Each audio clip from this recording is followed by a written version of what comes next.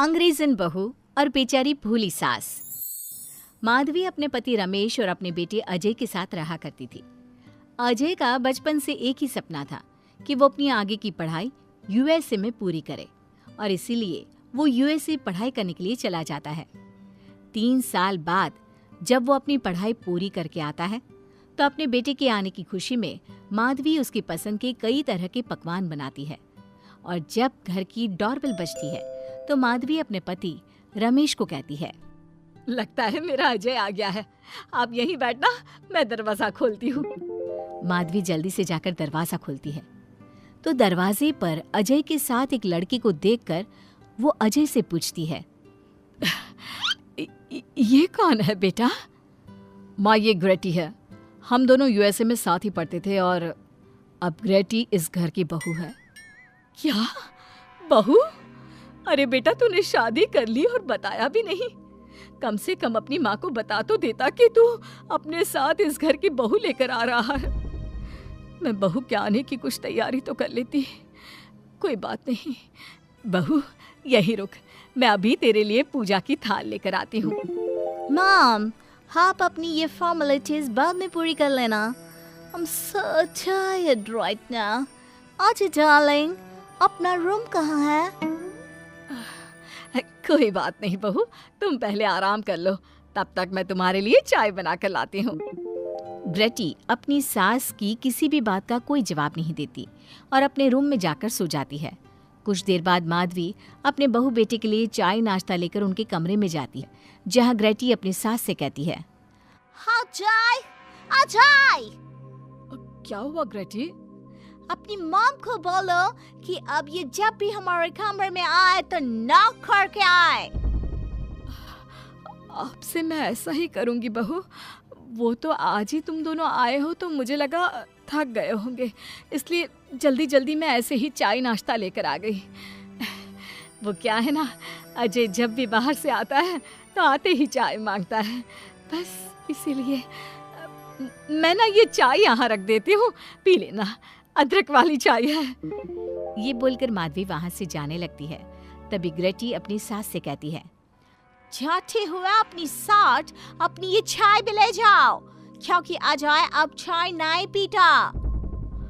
हाँ माँ, जब से मैं यूएसए गया हूँ तब से मैंने चाय पीनी छोड़ दी है।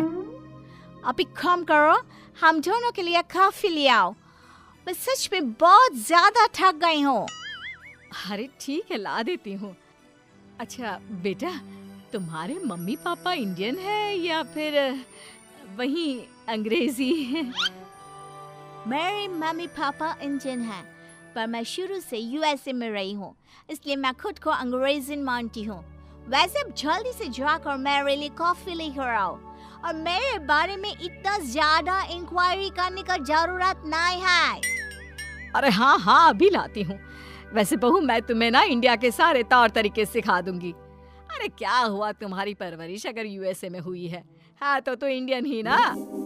आपसे ज्ञान नहीं मांगा है, अब कुछ देर के लिए हम दोनों को अकेला छोड़ दो प्लीज, हाथ छोड़ता है। अपनी बहू की बात सुनकर माधवी वहाँ से चली जाती है। माधवी का उतरा हुआ चेहरा देखकर रमेश माधवी से कहता है, हमने इस नालायक को बाहर पढ़ने के लिए भेजा था और इसने क्या किया, बाहर से अंग्रेजन बहू उठाकर ले आया। माधवी, तुम बहुत भोली हो, पर मैं नहीं। ये लड़की हमारा घर तोड़ देगी, हमसे हमारे अजय को दूर कर देगी। देखा, आते ही कैसे रोब झाड़ रही है, जैसे तुम इस घर की नौकरानी हो। तुम उसको बोलो कि तुम इस घर की मालकिन हो और उसकी सास हो, वो वही करे जो तुम कहोगी। अरे आप बेकार में ही गुस्सा हो रहे हैं। बहू यूएसए की है, यहाँ नई नई आई है, उसको यहाँ के तौर तरीके नहीं पता और वो मुझे अपनी माँ मानती है, तभी तो अपने नखरे दिखा रही है। वैसे भी ना बहू बेटी दोनों बराबर ही होती हैं। माधवी, कौन सी बेटी अपनी माँ से ऐसे बात करती है जैसे तुम्हारी बहू कर रही है? मैं बस तुम्हारे कहने पर चुप हूँ, वरना मैं अपने बहू बेटों को आज ही घर से निकाल देता। ये कहकर रमेश वहाँ से चला जाता है। ऐसे ही कुछ दिन बीत जाते हैं और ग्रेटी अपनी बेचारी भोली भाली सास पर अत्याचार करती रहती है। ग्रेटी अपना सारा काम अपनी सास से करवाती और उसी को भला बुरा सुनाती। ऐसे ही एक दिन माधवी कपड़े धो रही होती है और ग्रेटी माधवी को सताने के लिए अपने सारे कपड़े लाकर उसे देती है और कहती है, मॉम्स, ये मेरे कुछ कपड़े हैं, जरा इन्हें भी धो दो। इतना बोलकर ग्रेटी तैयार होकर घर से जाने लगती है। तभी माधवी उससे कहती है, बहू, आज तुम्हारे ससुर के दोस्त के घर में एक छोटी सी पार्टी है। उन्होंने सह परिवार बुलाया है। मैं चाहती हूँ कि तुम और अजय भी आज हमारे साथ वहाँ चलो और आज ना साड़ी पहनना। मॉम, अभी मैं क्लब जा रही हूँ, रात को मुझे टाइम मिलेगा तो आपके साथ चली जाऊंगी, पर साड़ी बारी नहीं पहनूंगी। ये कहकर ग्रेटी वहाँ से चली जाती है। शाम हो जाती है। सब ग्रेटी के घर आने का इंतजार करते हैं और इस वजह से कोई भी पार्टी में नहीं जा पाता। इंतजार करते करते रात के 12 बज जाते हैं। 12 बजे रात को ग्रेटी नशे की हालत में जख्मी घर आती है। अपनी बहू के सर और हाथ पर लगी चोट देखकर माधवी परेशान हो जाती है और जल्दी से फर्स्ट एड का बॉक्स लाकर अपनी बहू के सर पर पट्टी करती है। एक माँ की तरह प्यार करते हुए वो अपनी बहू से कहती है, बहू, तुझे चोट कैसे लग गई बेटा? मैं घर आ रही थी, एक बाइक वाले से मेरी टक्कर हो गई। कोई बात नहीं बेटा, कल सुबह होते ही तुझे अपने फैमिली डॉक्टर के पास ले जाऊंगी। अच्छा, अब तू ना आराम कर, मैं तेरे लिए अभी हल्दी वाला दूध लेकर आती हूँ। माधवी, मैंने तुम्हें पहले ही समझाया था, ये अंग्रेजन हमारे घर के लिए ठीक नहीं है, पर तुमने मेरी एक नहीं मानी। अब देख लो, आज इस अंग्रेजन बहू की वजह से सारे मोहल्ले में हमारी नाक कट गई है। आज सब हम पर हंसते हैं और ये सब कुछ तुम्हारी वजह से हुआ है, तुम्हारी छूट की वजह से हुआ है।